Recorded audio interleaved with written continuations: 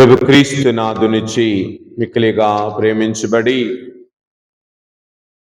సహోదరి సహోదరులారా, ఈ రోజున మనందరము కూడా నూతన దైవార్చన సంవత్సరములోనికి ప్రవేశిస్తూ ఉన్నాం. ఈ నూతన దైవార్చన సంవత్సరము మనందరినీ కూడా దేవునికి మరింతగా దగ్గర చేయాలని ప్రార్థన చేసుకోవాలి. ప్రతి సంవత్సరము నూతన దైవార్చన ఆగమన కాలముతో ప్రారంభమై క్రీస్తురాజు మహోత్సవము ద్వారా ముగిస్తూ ఉంది.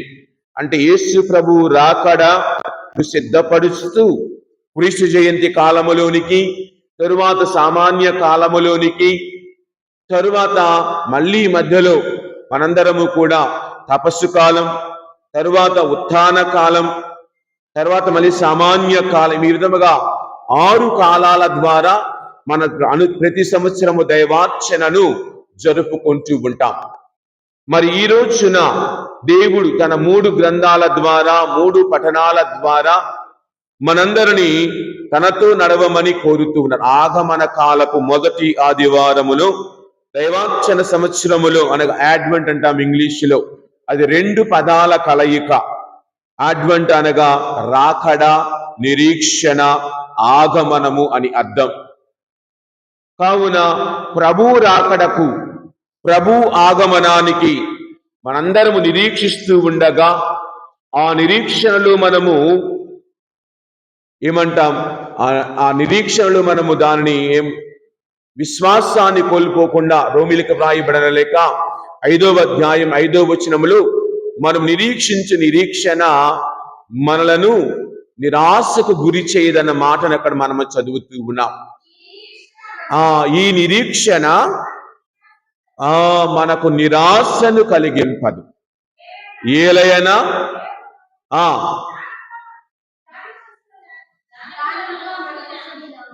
దానముగా వనర్చబడిన పవిత్రాత్మ ద్వారా తన ప్రేమతో మన హృదయాలను ఆయన నింపుతూ ఉన్నాడు మరొక్కసారి. కావున మనం నిరీక్షించే నిరీక్షణ మనలను నిరాశకు గురి చెయ్యదు. అనగా ఈ యొక్క జూబిలీ సంవత్సరపులో ఉన్న నీవు నేను, నిరీక్షణ కాలములోకి ప్రవేశిస్తూ ఉన్న నీవు నేను, మీ యొక్క నిరీక్షణ కాలపు మొదటి ఆదివారము రోజున ప్రభువైన దేవుని మాటలను ఆలకించే సమయములో మరి ఈ రోజున మనము ఏ విధముగా మనల్ని మనము ప్రభువుకి మరింత దగ్గరగా ఉండాలో కొద్దిసేపు ధ్యానం చేసుకుందాం. మెలకువ కలిగి, జాగరూకత కలిగి మనము జీవించాలి అన్నది ఆయన కోరిక. మనందరం ఈ యొక్క డిసెంబర్ 1వ తారీఖు రాగానే, లేక డిసెంబర్ మాసము మొదటి దినముల నుండి 25వ తారీఖు అనేకమైన పనులతో సతమతమవుతూ ఉంటాం. పెద్ద పెద్ద స్టార్లు ఈ రోజుల్లో చూస్తూ ఉంటాం. స్టార్లు పెడుతూ ఉన్నాం, జీవితాలు మాత్రం భోగమయంగా మారుతూ ఉన్నాయి. పెరుగు మాత్రం యేసు ప్రభు స్టార్ ఎందుకు పెడుతూ ఉన్నాం ఎవరికీ తెలియదు. ఏదో పెట్టమన్నారు, మా పెద్దలు పెట్టారు, మేము పెడుతున్నాం. నక్షత్రము ఎందుకు అది పెడుతూ ఉన్నాము అంటే, అలనాడు 3 జ్ఞానులు ఆ నక్షత్రపు జాడ గుండా, నక్షత్రపు వెలుగు మార్గము గుండా చక్కగా ప్రభువున్న స్థలానికి చేరినందుకు గుర్తుగా పెడుతూ ఉన్నాం. మరి ఈ రోజుల్లో నీ ఇంటి మీద నీవు పెట్టిన ఆ యొక్క నక్షత్రం నిన్ను క్రీస్తు దగ్గరకు చేరుస్తూ ఉన్నా.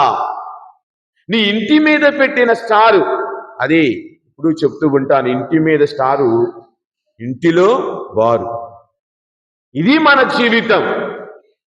పశువుల కోసం తయారు చేస్తూ ఉంటాం. ఆ కోసం ఎందుకు తయారు చేస్తూ ఉన్నాం అంటే, క్రీస్తు ప్రభువు పుట్టిన స్థలాన్ని జ్ఞాపకపరుచుకుంటూ ఉన్నాం. ఆయన పుట్టిన స్థలం ఏదో పెద్ద అంతఃపురములో కాదు, ఏదో పెద్ద ఇంటిలో కాదు, ఒక చక్కని ఆసుపత్రుల్లో కాదు, ఆ మురికి స్థలములో ఆయన జన్మించిన స్థలం. కానీ అక్కడ జన్మించిన ఆయన మనందరినీ నడిపించాడు. కావున మనము ఈ లోకమనే మురికిలో ఉన్న, ఈ లోకమనేటువంటి యొక్క మాలిన్యములో ఉన్న, నీవు నేను క్రీస్తుకు చెందిన వారం, నీవు నేను ప్రభువుకు చెందిన వారం, కావున ఆయనతో నడిచే బిడ్డలం అన్నదానికి గుర్తుగా చూస్తూ ఉన్నాం. మరి ఈ రోజున ఈ 3 పట్టణాలు మనకు తెలియజేస్తూ ఉన్నాయి, మెలకువ కలిగి జాగరూకత కలిగి జీవించాలి అని. ఏమిటి మెలకువ, ఏమిటి జాగరూకత అని మనము ప్రశ్నించుకున్నప్పుడు, దేని యందు మెలకువ కలిగి ఉండాలి, దేని యందు జాగరూకత కలిగి ఉండాలి, దేని యందు అప్రమత్తత కలిగి ఉండాలి? మొద్దుబారిన జీవితము లేకుండా, లేక ఇంకొక మాటలో చెప్పాలంటే మనందరము కూడా జీవించే విధానములో కొన్నిసార్లు మొద్దుబారిన తనం అంటే ఎంత గుచ్చినా నొప్పే తెలియదు, అలాగనే ఉండిపోతాం. నువ్వు ఏమన్నా సరే, ఏదో తెలుగులో సామెత చెబుతారు కదా, దున్నపోతు మీద వర్షం పడ్డట్లే. ఆవునైనా ఏదైనా పెట్టే వెంటనే కదులుతీ, దున్నపోతుని వర్షంలో ఉంచండి అలాగనే నిలబడింది. మన క్రైస్తవత్వములో నీవు నేను ఎదిగే విధముగా ఉండాలంటే అలాంటి మొద్దుబారిన తనాన్ని వదిలివేసి దేవునితో రాజీ పడకుండా జీవించాలి. కొన్నిసార్లు మనం రాజీ పడిపోతూ ఉంటాం, పర్లేదులే ఏదో జరిగిపోయిందని రాజీ పడుతూ ఉంటాం కొన్ని విషయాలకు. రాజీ పడని జీవితం, మొద్దు బారని జీవితం. కావున నీవు నేను జీవించాలి అన్నది. కొంతమంది అనుకుంటారు, నేను ఎప్పుడో ఒకసారిగా త్రాగేది, నేను ఎప్పుడో ఒకసారిగా చేసేది, చిన్న తప్పేగా, చిన్నదేగా, వాడికంటే నేను బెటర్గా. చాలా మంది అదే, ఆ అబ్బాయి కంటే నేను బెటర్ అండి, ఆయన కంటే నేను బెటర్ అండి, ఆవిడ కంటే నేను బెటర్ అండి, వాళ్ళకంటే నేను చాలా తెలుగులో ఏమంటాం బెటర్ని? తెలియదు, అందరికి బెటరే తెలుసు. వాళ్ళకంటే నేను కొద్దిగా ఎక్కువ స్థాయిలోనే ఉన్నాను, నేను మంచి స్థితిలోనే ఉన్నాను.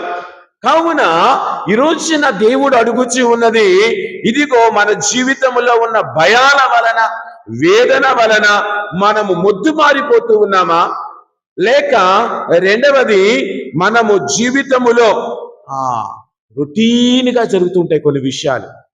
రొటీన్ అంటే ఇంకా మనం ఆటోమేటిక్ అలాగనే ప్రతిరోజు లెగవటం, ముఖం కడుక్కోవటం, స్నానం చేయటం, మళ్ళీ బడికి రెడీ అవటం, టీచర్ అయితే ఆఫీస్కి ఇంకొక పని, ఆయన అయితే ఆఫీస్కో ఇంకొక దగ్గరకో పనో దగ్గరకో రెడీ అవటం. ఈ విధంగా ప్రతిరోజు ఆ చేసే అలవాట్లు, అనుదిన అలవాట్లు లాగా వెళ్ళిపోతుంది. ఆదివారం వచ్చిందా, ఉదయం 7:30 గుడికి రావటం, మళ్ళీ వెళ్ళిపోవటం, మళ్ళీ రొటీన్గా అది అలాగే వెళ్ళిపోతూ ఉంటుంది, ఎన్ని ఆటంకాలు వచ్చినా సరే. అలాగ కాకుండా, రుచీనుగా కాకుండా, దానికి భిన్నముగా అనగా ప్రాపంచిక ఆశలకు లోను కాకుండా మనము ఈ భగవంతుని మీద ఆధారపడి జీవించే వారిగా, అంటే విలువలకు రాజీ పడకుండా జీవించే వారిగా, భయభక్తుల నుండి క్రమక్రమముగా దూరము వెళ్లకుండా, దేవుని నుండి దూరముగా వెళుతూ, ఒక ఆదివారం వెళ్ళలేదనుకో, ఒక వారమేగా, తర్వాత పర్లేదులే, పోయిన వారం ఎటు వెళ్ళలేదులే, ఇంక ఈ వారం మేము వెళతాం, పోయిన వారం వెళ్ళలేదు ఇంక ఈ వారం వద్దులే, ఈ వారం వెళ్ళలేదుగా 3వ వారం, 4వ వారం, 5వ వారం. ఈ విధంగా మనల్ని మనము ప్రభువుకి దూరము చేసుకుంటూ ఉంటాం. రావటానికి అవకాశం ఉండి కూడా ఈరోజున అదేమంటే కొద్దిగా చలిగాలి తోలుతుందండి, బండి వేసుకొని వస్తే కొద్దిగా జలుబు చేసిద్దేమో, బండి వేసుకొని వస్తే ఇంకొకటి వేసుకొని వస్తే కొద్దిగా జ్వరం వచ్చిద్దేమో, జలుబు చేసిద్దేమో, దగ్గు వస్తుందేమో అని ఏదో వంకలు. అదే మనం చెప్తూ ఉంటాం, వంకలేనమ్మా దొంకంతా వంకరే అందంట. ఏదో ఒక వంక చెప్పి దేవాలయాన్ని మానుకునే వారము, అనగా ఈ విధంగా దైవత్వము నుండి, దేవుని ప్రేమ నుండి క్రమక్రమముగా తెలియకుండానే దూరం అయ్యే వాళ్ళం. మొద్దుబారిన తనము నుండి జాగ్రత్తగా ఉండాలని, అప్రమత్తతగా ఉండాలని, దేవునితో కలిసి జీవించాలని ఆయన అంటే నా శక్తి మీద ఎక్కువగా ఆధారపడుతూ, స్వశక్తి మీద ఆధారపడుతూ, దేవుని మీద ఆధారపడకుండా చీటికి మాటికి, చిన్నదానికి పెద్దదానికి ఇతరులను ఈసడించుకుంటూ, కుటుంబ సభ్యులను తిడుతూ, కుటుంబంలో శాంతి లేకుండా, సమాధానము లేకుండా, కుటుంబంలో ఆ యొక్క బాంధవ్యాల పట్ల శ్రద్ధ లేకుండా నచ్చినట్లుగా జీవించే జీవితాలను మనము ఈ రోజున బయట ప్రపంచంలో మన కుటుంబాల్లో కూడా చూస్తూ ఉన్నాం. ప్రియ సహోదరి సహోదరులారా, అందుకే ప్రియ సహోదరి సహోదరులారా, కొరింథీయులకు వ్రాయబడిన లేఖలో 1వ కొరింథీయులకు వ్రాయబడిన లేఖ 7వ అధ్యాయములో 29 నుండి మనము చదువుకుంటూ వెళ్తే 31 వరకు కూడా నేను చెప్పేది మీరు జాగ్రత్తగా వినండి అని పౌలు గారు కొరింథీ సంఘాన్ని ఈ రోజున మనందరినీ కూడా కోరుతూ ఉన్నారు. నేను చెప్పినది ఏమనగా, ఇక ఎంతో సమయము లేదు మిత్రమా అని గుర్తు తెచ్చుకోమని వాక్యము కోరుతూ ఉంది. సమయము లేదు, జాగరూకతతో ఉండు, కనుక ఇప్పటి నుండి ఇప్పటి నుండి భార్యలు కలవారు భార్యలు లేనట్లుగాను, ఏడ్చేవారు దుఃఖముఖముతోను,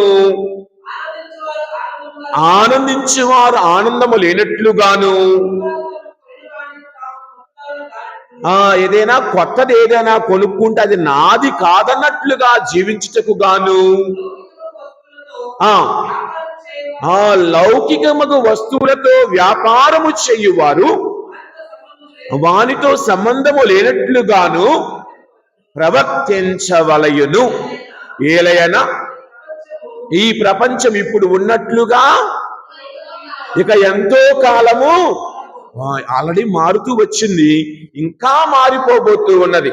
గమనించండి, 2025 సంవత్సరం జనవరిలో ఏ విధంగా ఉన్నామో నేటి సమాజం అలాగ లేదు. కంప్యూటర్ యుగంలో అనేకమైన విప్లవాత్మకమైన మార్పులు రావటం, కంప్యూటర్లో కాదు వెంటనే అవన్నీ సెల్ ఫోన్లో కూడా వచ్చేసింది.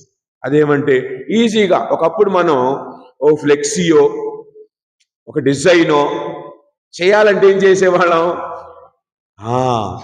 టీటీపీ ఆఫీస్కి వెళ్ళి, ప్రింటింగ్ ప్రెస్కి వెళ్ళి, ప్రీ ప్రెస్ దగ్గరికి వెళ్ళి, అంటే కంప్యూటర్ ఆపరేటర్ దగ్గరికి వెళ్ళి కూర్చొని చిన్న కాగితం మీద మన డిజైన్ అంతా చూపెట్టి నాకు ఇలా కావాలంటే ఆయన మన ముందు జస్ట్ బిల్డప్ వేసి ఇలాగా.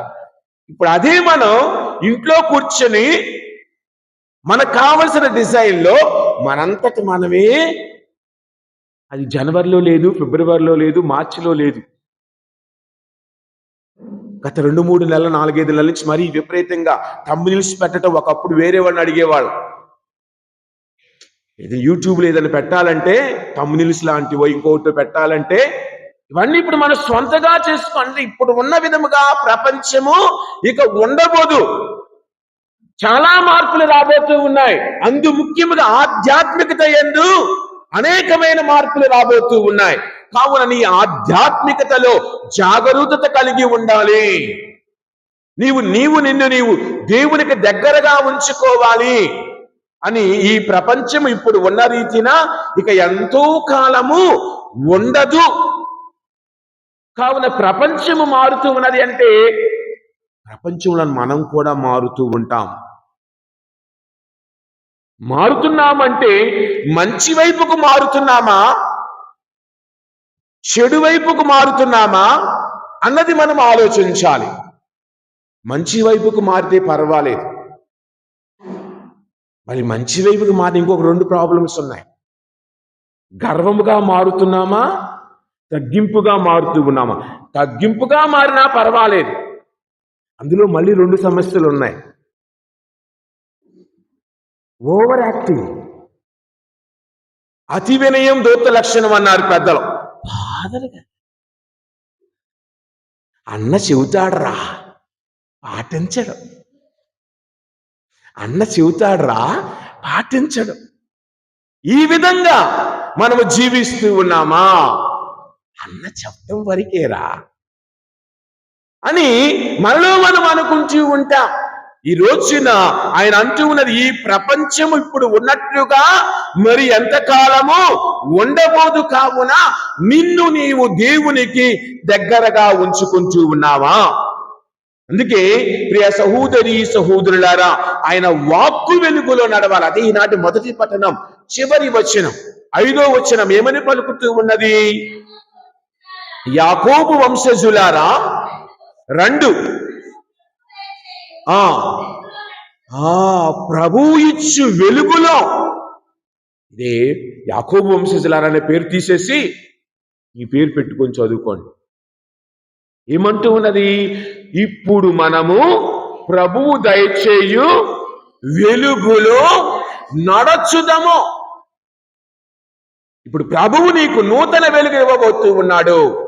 అదే కదా 119వ కీర్తన 105వ వచనములో, నీ వాక్యము నా పాదములకు దీపము, నా త్రోవకు వెలుగు.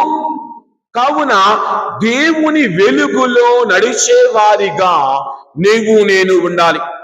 ఆ వెలుగు మనలను మరింతగా ప్రభువుకి దగ్గర చేస్తూ ఉన్నది. అదే కదా ఈనాడు సువార్త 2వ పట్టణములో రోమీయులకు వ్రాసిన లేఖ 13వ అధ్యాయం 12వ వచనములో పౌలు గారు చెబుతూ ఉన్నది, రాత్రి ముగియవచ్చినది, పగలు సమీపించుచున్నది, పగలకు చెందిన ప్రజలుగా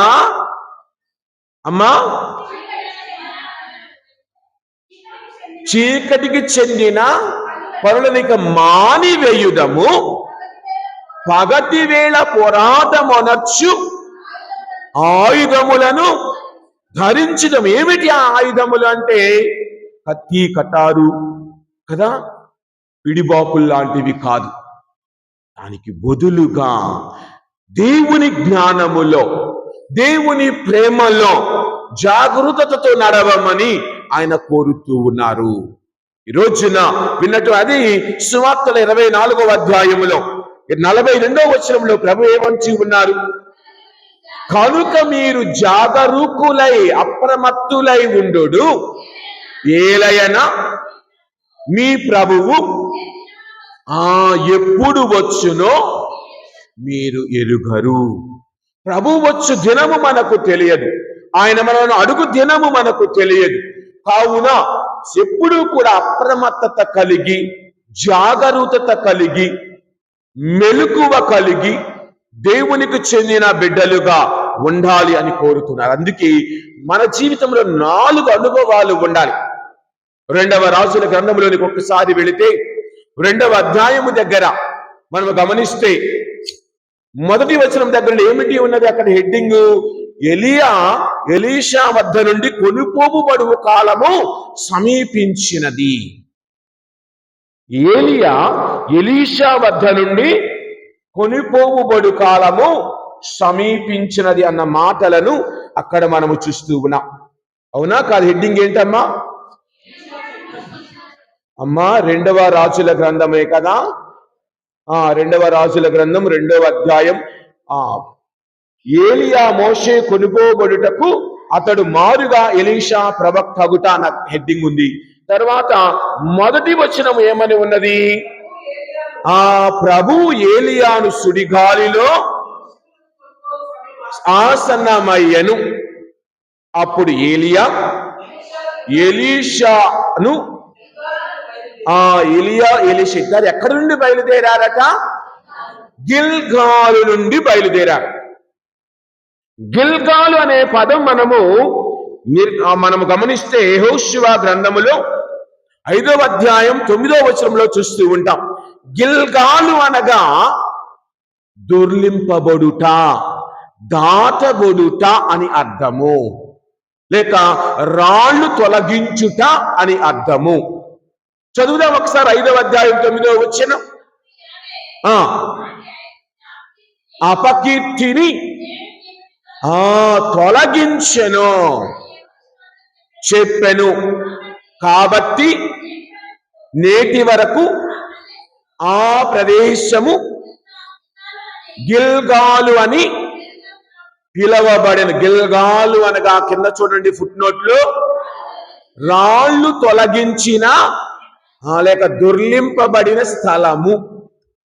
అనగా ఇక్కడ దేవుడు ఏలియాను గిల్గాలు నుండి అనగా ఆ స్థలము నుండి నడిపిస్తూ దొర్లిస్తూ వేరే ప్రాంతానికి తనను నడిపిస్తూ ఉన్నాడు. అనగా ఈ యొక్క ఆగమన కాలములో నీ అనుభవం గిల్గాలు అనుభవము నుండి బయటకు రావాలి. మన పాత జీవితము రాళ్ళు అనే జీవితము దొర్లించబడాలి, బయటకు రావాలి. దొర్లించబడిన దేవుడు అపకీర్తిని, నాటి అపకీర్తిని ఈ రోజున దేవుడు తొలగించాడు, ఆ రాళ్లను దొర్లించాడు.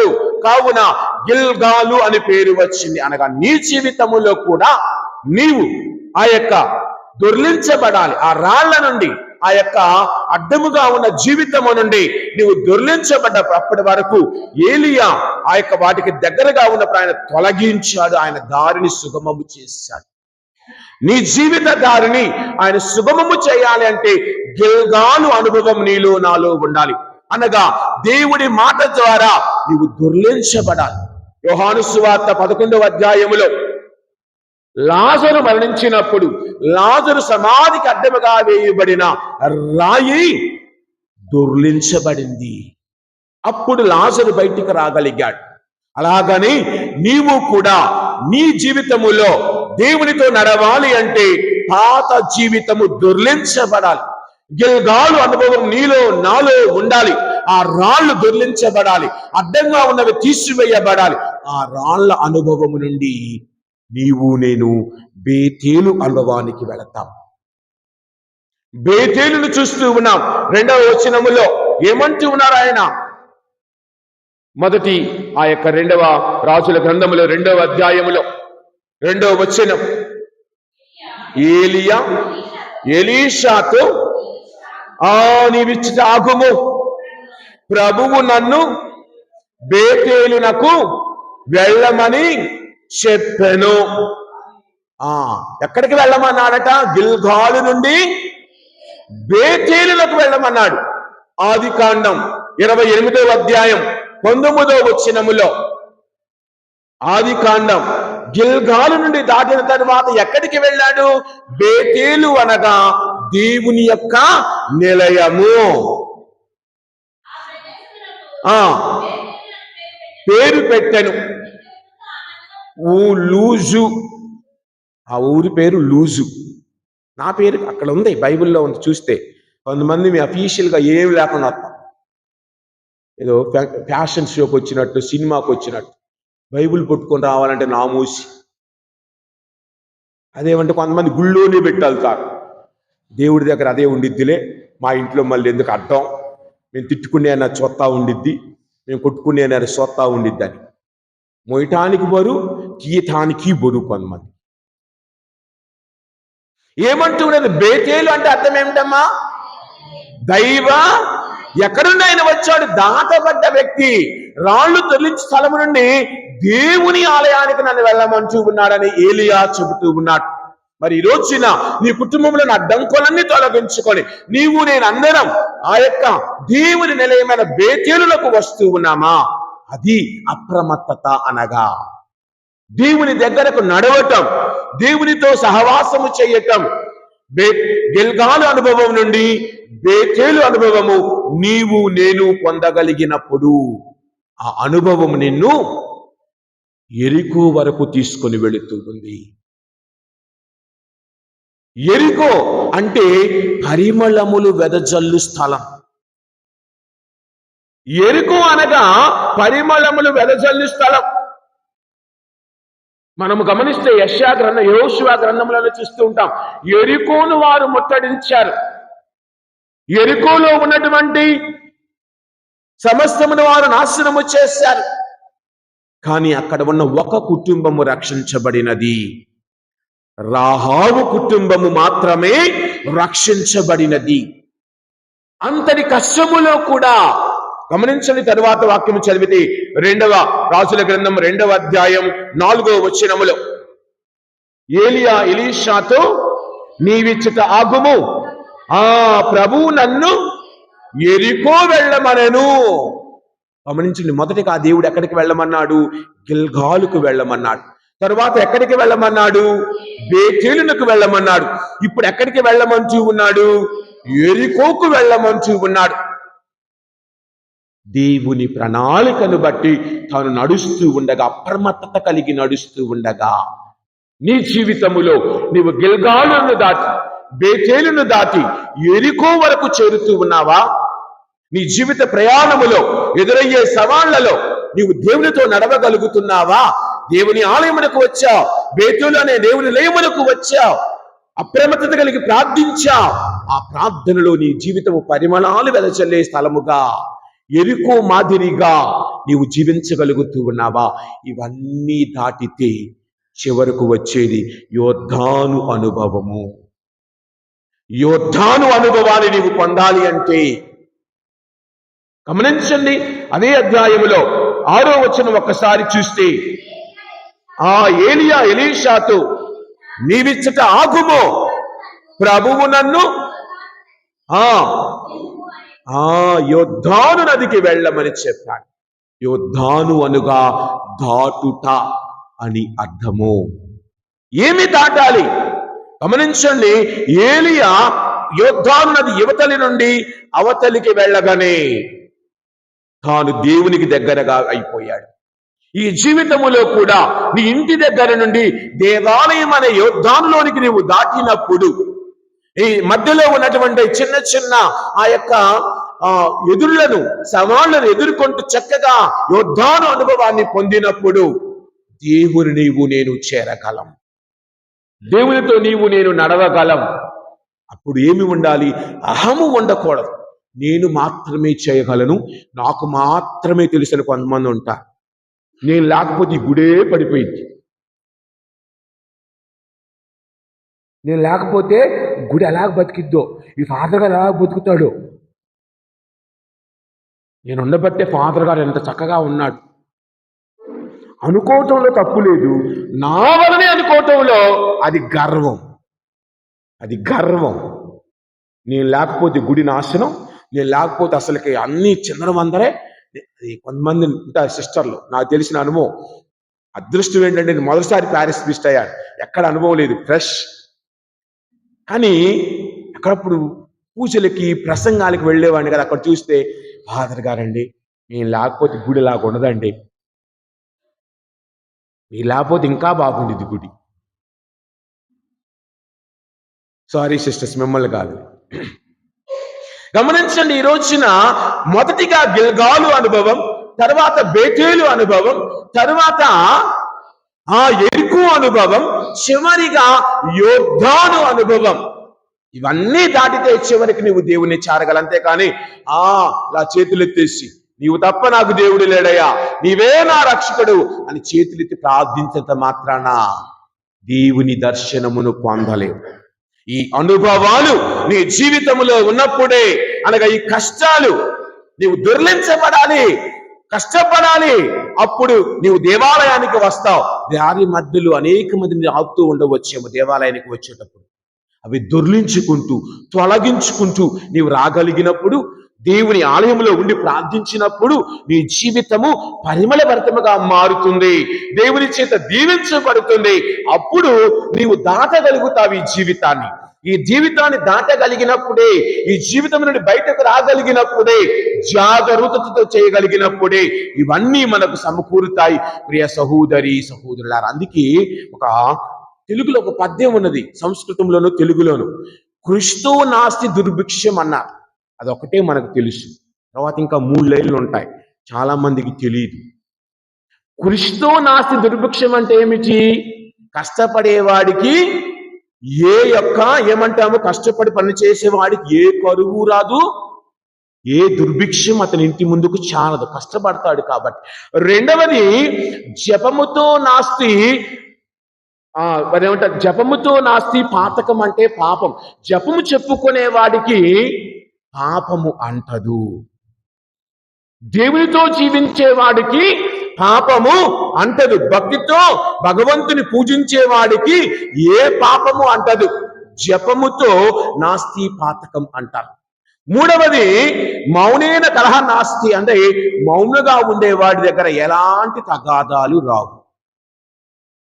మౌనంగా ఉన్నావు అనుకో, నీకు ఏ తగాదా రాదు, ఏ కలహాలు రావు. మనలో కొంతమంది అనవసరంగా నోరు తెరుస్తాం. నీది కాని దానిలో కూడా ఏలు పెట్టడం మనకు అలవాటు.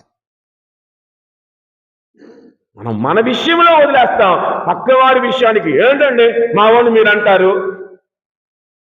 మీ ఓడిని మీరంటే మీ ఓడి చేసిన పనికి నువ్వు నీకు ఒకరితో పుచ్చుకుంటావా?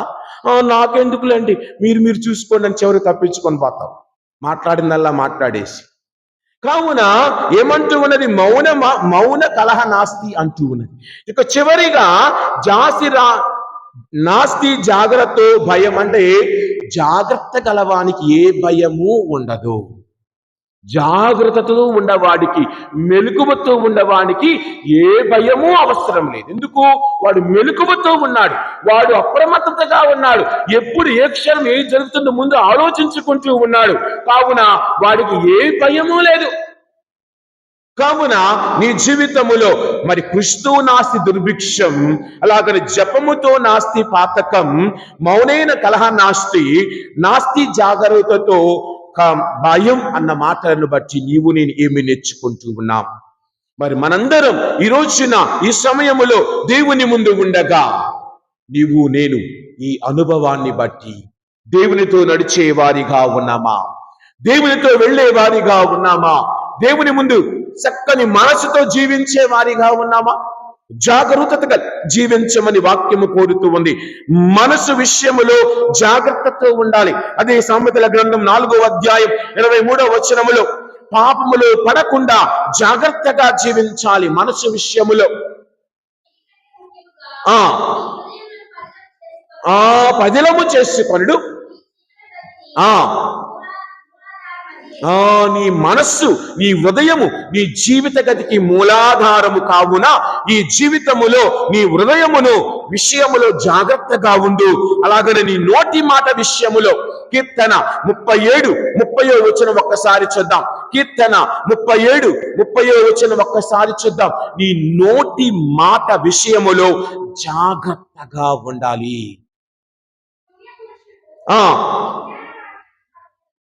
విజ్ఞాన వాక్కులు పలుకును, నీతిని ప్రకటించును,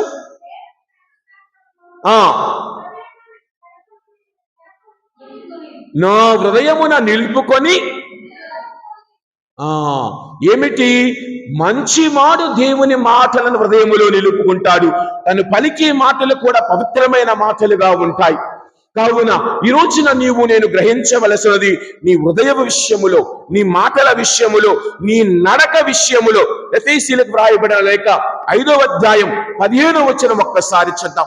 ఎఫెసీయులకు వ్రాయబడిన లేఖ 5వ అధ్యాయం 15వ వచనం. కనుక మీరు ఎట్లు జీవించుచున్నారో అను దానిని గురించి శ్రద్ధ వహించాలి. ఎలాగ జీవిస్తూ ఉన్నాం, మన నడవడిక ఎలాగ ఉంది, నా మాట తీరు ఎలాగ ఉంది, నేను జీవించే విధానం ఎలాగ ఉంది, నేను ఇతరులతో జీవించే విధానం ఏ విధముగా ఉన్నదని ఈ మొదటి ఆదివారం రోజున నిరీక్షిస్తూ ఉన్న నీవు నేను క్రీస్తు ప్రభు రాకడకు నిన్ను నీవు సిద్ధపరచుకోవాలంటే నేను ఏ విషయాలలో నన్ను నేను మార్చుకోవాలి, నన్ను నేను తగ్గించుకోవాలి, నన్ను నేను కత్తిరించుకోవాలి, నన్ను నేను సరిచేసుకోవాలి అన్న జీవితముగా నీవు జీవిస్తూ ఉన్నావా? తర్వాత గమనిస్తే మన దృష్టి విషయములో, మన చూపు విషయములో 6వ అధ్యాయం 22వ వచనంలో, మత్తయి సువార్త 6వ అధ్యాయం 22-23 వచనములలో మనందరము కూడా మన కంటిలో పెద్ద దూలాన్ని పెంచుకొని ఇతరుల యొక్క కంటిలో నలుసును గురించి ఎక్కువ మందితో మాట్లాడుతూ ఉంటాం. నీ కన్ను నీ దేహమునకు దీపిక, చేతగా ఉన్నచో నీ దేహమంతయు నీ దేహమంతయు కాంతివంతమై ఉండును అన్న మాటను చూస్తూ ఉన్నా. కావున మన చూపు, కళ్ళు బాగానే ఉన్నాయి ఫాదర్, లేకపోతే హాస్పిటల్కి వెళ్ళాను, అద్దాలు తెచ్చుకున్నాను, ఇంకా స్పష్టంగా భౌతికమైన చూపు కాదు, నీ ఆత్మీయ దృష్టి, నీ మనస్సులో ఇతరులను చూచే దృష్టి, ఇతరుల గురించి నీవు ఆలోచించే, వాళ్ళని చూడగానే కొంతమందికి ఒక ఆలోచన వచ్చేసింది, కొంతమందికి నాలాంటి వాడికి అందరికీ సహజంగా పలానా ఆవిడని చూడగానే, పలానా ఆయన చూడగానే, ఇంకొకరిని చూడగానే, పలానా పిల్లల్ని చూడగానే, ఆహా వీడా వాళ్ళ అబ్బాయి, అంతవరకు ఓకే. ఇంకా ఎక్కువ వెళ్ళామనుకో ఆలోచిస్తున్నాం కదా. అంతే కదా పెద్దలు అంటారు, మనస్సు కంటే గాలి కంటే వేగమైనది మనస్సు, ఎక్కడికైనా వెళ్ళగలదు. నువ్వు ఇక్కడ కూర్చున్నా నీ ఆలోచన ఎక్కడో ఉండొచ్చు, నీ యొక్క జీవించే విధానం ఎక్కడో ఉండొచ్చు. ఏదో వచ్చాం కాదు, ఈ యొక్క ఆగమన కాల నిరీక్షణ కాల క్రీస్తు ప్రభు రాకడ యొక్క దినములలో ఉండగా నేను ఏ విధముగా ఉంటూ ఉన్నాం? ఆత్మీయతతో జీవిస్తూ ఉన్నామా?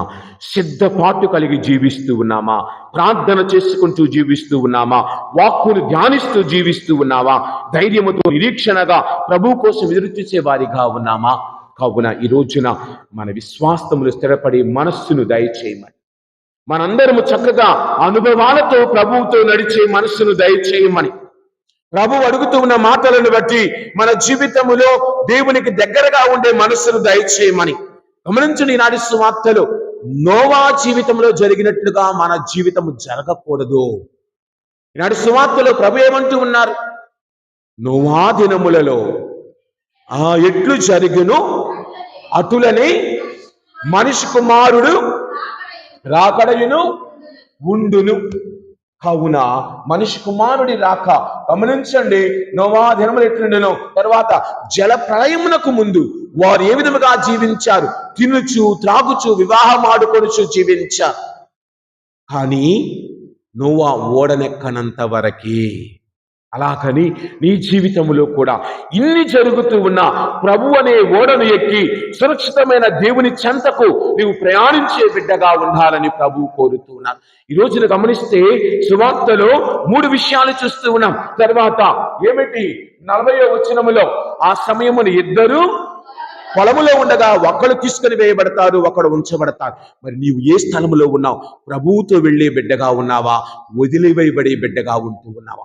2 స్త్రీలు తిరగలి తిప్పుచున్నా ఒక స్త్రీ తీసుకొని పోబడును, మరొక స్త్రీ వదిలిపెట్టబడును. మరి నీవు తీసుకుని పోయే బిడ్డగా ఉన్నావా? ఇంకా 3వది, కనుక మీరు జాగరూకులై ఉండు, ఏలయనా మీ ప్రభు ఎప్పుడు వచ్చునో మీకు ఎరుగరు. కావున మా ప్రభు ఎప్పుడు వచ్చి మనల్ని పిలుస్తాడో మనకు తెలియదు. కావున అన్ని రోజులు, అన్ని దినములు అప్రమత్తత కలిగి రాబోతున్న క్రీస్తు జయంతి పండుగ మనం చెప్పుకున్నట్లుగా ఎంతో ఆడంబరంగా చేసుకుంటాం, తప్పులేదు.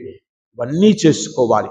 వాటితో పాటు నీ ఆత్మకు తగిన శ్రద్ధ వహిస్తూ ఉన్నావా? ఆత్మ మీద నీ జీవితములో నీ ఆత్మ వెలుగుగా దేవుని సన్నిధిలో మారే విధముగా నీ జీవితము ఉన్నదా అనేది ప్రతి ఒక్కరం ఆలోచించుకుని ఆ ప్రభువు నుండి మనం దీవించమని ఈ ఆగమన కాలపు మొదటి ఆదివారము రోజున ఆ ప్రభు యొక్క వెలిగించబడిన నిరీక్షణ అనే వత్తి వలె నిరీక్షిస్తూ మనం నిరీక్షించే నిరీక్షణ మనలను నిరాశకు గురి చేయదు. ఆ ఆత్మ మనలను దేవుని యందు నడిపించును అన్న పౌలు గారి మాటను బట్టి ఆ నిరీక్షణలో ప్రభువుతో నడుద్దాం. ప్రభు మనందరిని దీవించాలని ఈ దివ్య బలిలో ప్రార్థన చేసుకుందాం. అందరము కూడా లేచి నిలబడి మన విశ్వాసాన్ని ప్రకటించుకుందాం.